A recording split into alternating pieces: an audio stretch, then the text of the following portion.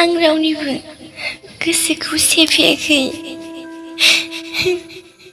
औ, बेयो सैथो। आं बिखौ नागाराखै। गोबां बोसोरथ' जोबोद मोजाङैनो दङमोन। नाथाय बिनि उनाव मा जाखो? बिनि लाइफआव सोरबा गुबुन फैबाय आरो बिनि उनावथ' गासैबो फारि फारि जोबलांनो हमबाय। औ, बेयो सैथो। सोरबा गुबुना फैनायाव सुबुङा गावनि सोलिबाय थानाय जिउमाखौ बावगारलाङो।